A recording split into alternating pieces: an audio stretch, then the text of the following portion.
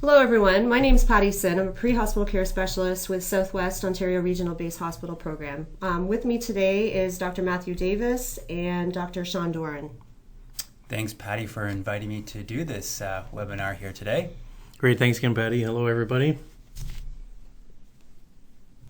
So by the end of this presentation regarding mandatory patch points, we hope that our paramedics will recognize the importance and rationale of the mandatory patch points, as well as review some of the mandatory patch points contained within the directives and some of the little intricacies of them and sort of issues that may have come up over time as they've been utilized over the years. So I guess the first question that we have here is how did this topic get chosen this year for CME? Because from sitting on CME planning, we often source the topics from different areas, from paramedic feedback from the previous CME, from new provincial topics to new directives to our QA and QI process. How did the mandatory patch point topic get chosen this year? Perfect. We've noticed during our auditing that quite a bit of the medics haven't been using the mandatory patch point, specifically usually in the cardiac arrest medical directive. Numerous reasons have been given, that they just didn't have time to do it, that they were really busy during the call, that they wanted to transport, so they weren't sure why they actually needed to utilize this directive. Yeah, I think we also noticed a bit of a trend that in many cases one of the reasons for not patching, particularly that the cardiac arrest directive, was that the thought was out there that unless there's a specific request, that it wasn't necessary. So that's very interesting there, Sean. So I guess some of the audit feedback that the paramedics were giving, you just mentioned that there was an idea that I pretty much know what's going to happen. The order is probably going to be to transport this patient, so I'm just going to go ahead and transport that patient.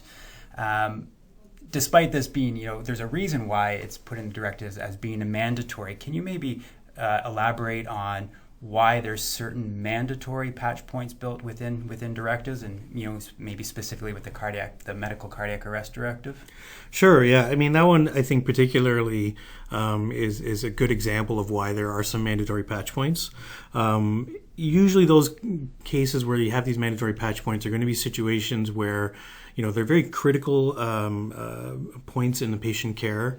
They may have situations with a lot of high cognitive loading on the paramedic, as there's a lot of things occurring at the same time, and it's an opportunity to have assistance from a base hospital physician, maybe to discuss the case briefly, maybe get some insight or other ideas that may not have been considered during a really sort of a very dynamic type of call. So the idea is mainly a bit of assistance in a particularly difficult case, much the same way we would have in the emergency department, where there's lots of people around, other physicians, other nurses, other staff that may be able to provide some assistance in a challenging case and provide an opportunity to maybe consider things that haven't been considered yet. And from your clinical experience, how often in a medical cardiac arrest are you making decisions solely on your own versus using another physician in the room or other allied healthcare staff in the room with your decision making? Is this unique to physicians versus paramedics? No, I don't think it is at all. I think particularly in an academic center, I think we have lots of support from other physicians in our group, and in most cases, and many of you out there have probably seen when you're in the emergency department with these tough cases, you'll often see 2, sometimes 3 physicians present, and then you might even have other physicians from other services being involved. I think it's just any opportunity. We're just trying to do what's best for our patients all the time, and I don't think any of us have any problem at times sort of seeking assistance or accepting input or suggestions if it's appropriate. So in summary, these are stressful situations, lots going on, lots to think about. The mandatory patch point is built into the directive to allow the paramedic to get another set of eyes onto the case in case there's been something that's been missed, which happens in cases, and that's in these situations that can be expected. Happens in the emergency department, so there's no shame in having to call for assistance in kind of this crisis resource management kind of model. Absolutely. I think it's a tough job out there. You're on your own out there in a truck, and it could be out in the country for all we know, and it's one opportunity to get in touch and get a little bit of help and sort of approach it with more of a team approach. So we've discussed a little bit about the mandatory patch point, but is there other situations where paramedics should patch a base hospital physician? Well, in fact, there's within the preamble of the ALS PCS, there's 4 indications where it describes when a patch may be necessary. Of course, we've already talked about the mandatory patch point. A second one that's described in the ALS PCS preamble is when a regional base hospital introduces a mandatory base hospital patch point. And as we've, as across the province, as we've moved towards standardization, we're really not seeing a lot. I know in the Southwest, we don't have any of these mandatory patch points that are outside of the directives, and I'm not sure, but I think they'd be very rare throughout the province. The preamble also states that you can patch for situations that fall outside of the medical directive. You cannot make a medical directive for each and every situation. There may be some unique circumstances surrounding that case. Again, similar to what Sean was saying there, is sometimes another set of years, some other thought into a case can be helpful, so that may be an indication to patch. And then the fourth one that's described in the LSPCS is when there's uncertainty about the appropriateness of a medical directive, either in whole or in part. So basically, if there's any confusion around a directive, whether or not it should be implemented or a component of it should be implemented, by all means, that's another indication to call the patch physician to discuss. So what happens if I try to utilize one of those patch points and I can't get through? Well, I mean, in cases where you're trying to patch through and you're having trouble doing so, we expect you to try to make every reasonable attempt. And obviously, we know that sometimes the system does not function as we would like it to. In those sorts of situations, what we're looking for in that is to let us know about it one form or another. Sometimes we catch it through auditing our patch forms, but that is all forwarded and kept track of and reported to the ministry in order to ultimately move the system forward and find improvements where we can. So I think the best way, if as a paramedic, if you do encounter a patch failure, the best way is to enter that through our communication line. We will then receive that and forward that to the ministry to investigate. We have a mandate of 48 hours once we receive that to pass it on to the ministry. And these cases, we need to collect these cases because these are examples of how the system may be breaking down and how we have examples of where the system needs to improve. So, if it's the quality of the patch where you can't hear that patch physician, or the call gets dropped in the middle of it, these are things that we need to know about so that we can pass that on to the ministry. And in those cases where if you have a mandatory patch point and you can't get through to the base hospital physician, then you would proceed with the directive as if the base hospital physician were to give you that order. But as Sean says, then definitely try to call back and reestablish that connection with the BHP. So we've talked a little bit about how it's important and the reasons that we do these mandatory provincial patch points. Moving forward, we're going to look at the PCP and ACP patch points and highlight some of the issues that we've seen. So here on the slide, you can see the main PCP mandatory provincial patch points. You see the medical cardiac arrest, trauma cardiac arrest, and intravenous and fluid therapy medical directives. Patty, I know you had mentioned that there were some trends that you'd been seeing or we'd been seeing in the auditing of these. What sort of things have you noticed? One of the big trends that I've noticed is for the medical cardiac arrest mandatory patch point, it's not being performed, especially if those patients are in a PA rhythm.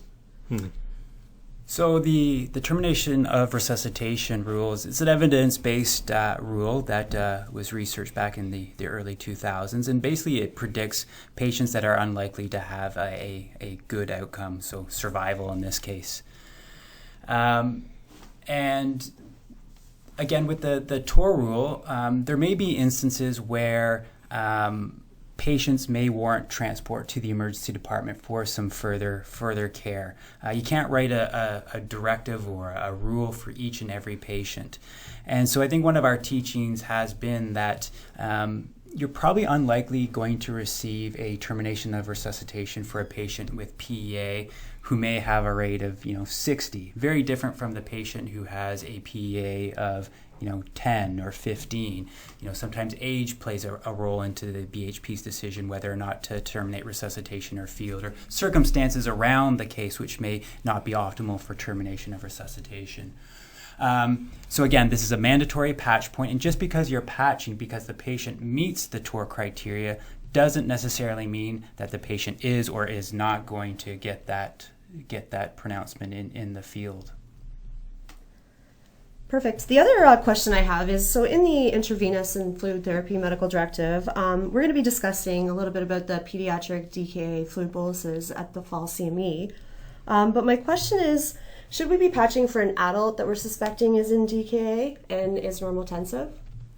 So I think there's a few questions that need to be asked before making that patch. Again, is the patient truly in DKA is the first question. There's a very big difference between being hyperglycemic and in DKA. So those DKA patients, they're going to be very acidotic, so they're going to have very high resp rates. So, we're looking at resp rates in the high 20s, low 30s. They're blowing off that CO2, often very volume depleted.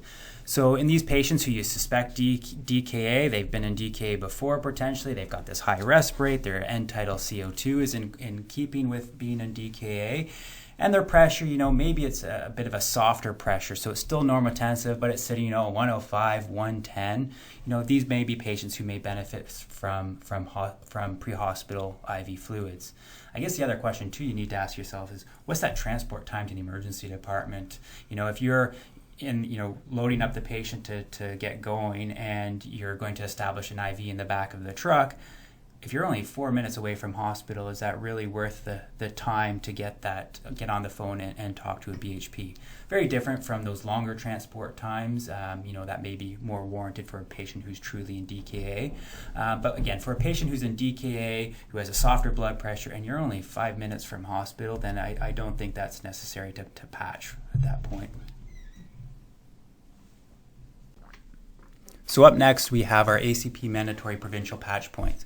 If you're a PCP watching this webinar, by all means, you can feel free to fast forward through this component of the CME, but I still think there's value for our PCPs to understand some of these ACP mandatory provincial patch points. You may be a PCP who works with an ACP, or secondarily, you may be in a service which gets cross coverage from another service that may have ACPs working in that service.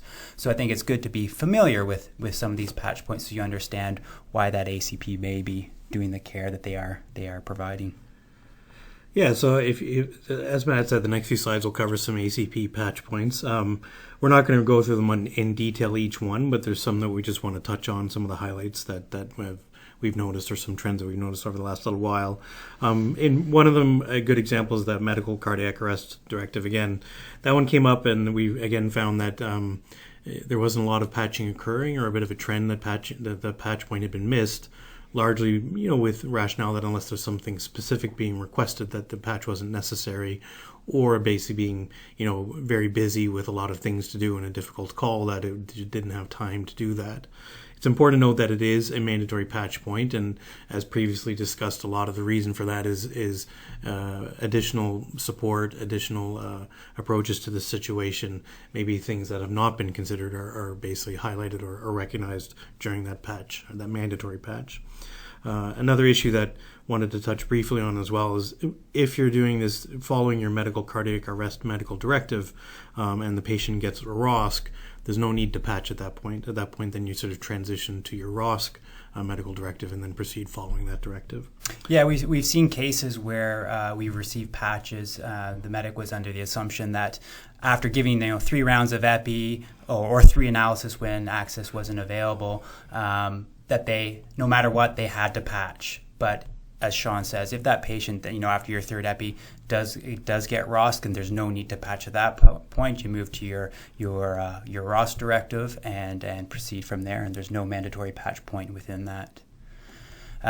Also up on the screen is the symptomatic bradycardia medical directive. There's a patch point built in there for pacing versus giving medication to increase that patient's heart rate. So currently that is a patch point, but a little kind of sneak peek preview of what's coming down the road. We've been at the provincial table, and we've been very vocal in trying to have this patch point removed. So down the road, with the next version of the ALS PCS, when this directive gets released, you will likely see the removal of that patch point. But until then, it is still a mandatory patch point. Please keep patching for your symptomatic bradycardia patients until the new directive is released. And so on this slide, the tension pneumothorax medical directive kind of fits in the same ballpark as the symptomatic bradycardia directive. Again, understand that this is a very stressful, time-sensitive procedure to occur. And again, the medical directors at the provincial level have also agreed that at this point with this medical directive, there is not going to be a need for a patch point in future iterations or release of this directive. So you'll probably be seeing the removal of that patch point down the road. But again, until that medical directive is released, it's still a mandatory patch point before decompressing the thorax.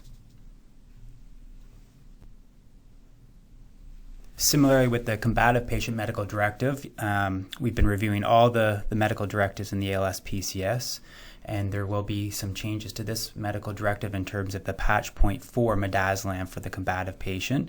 So in the future, the need for patching to give midazolam to a combative patient who can't obtain vital signs on or blood glucose will be removed. Again, with the caveat that the current version of the ALS PCS, it is still a mandatory patch point, so still practice by that, but just wanted to give you the sneak peek of what's coming down the road. So up on the screen, we have the base hospital physician patch form. And this is the form that the patch physician is going to fill out when they're speaking with you on the phone.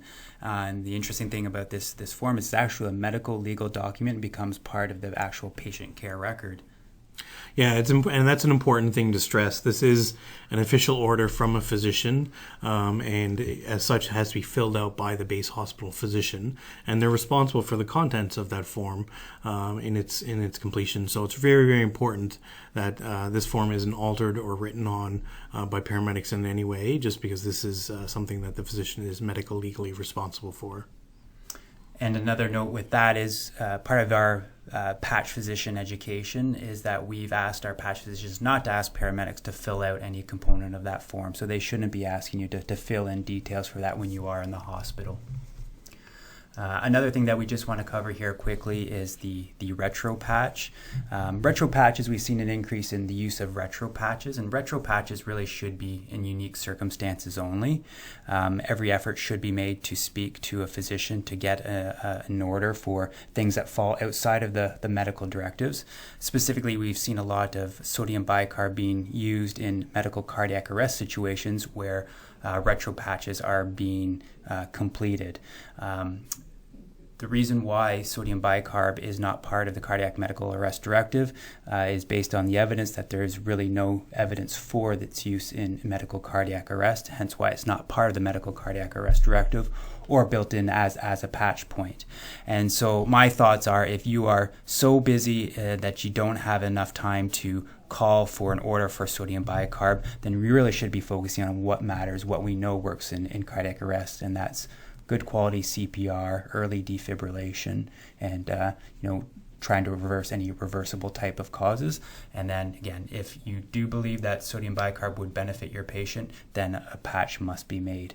And we'll be covering some of this in the in-face CME this fall. In summary, you now understand why we need to do the mandatory provincial patch point. You've also had a chance to review all the different patch points built into our medical directives, as well as we had a chance to review some of the special circumstances that occur when we're trying to patch.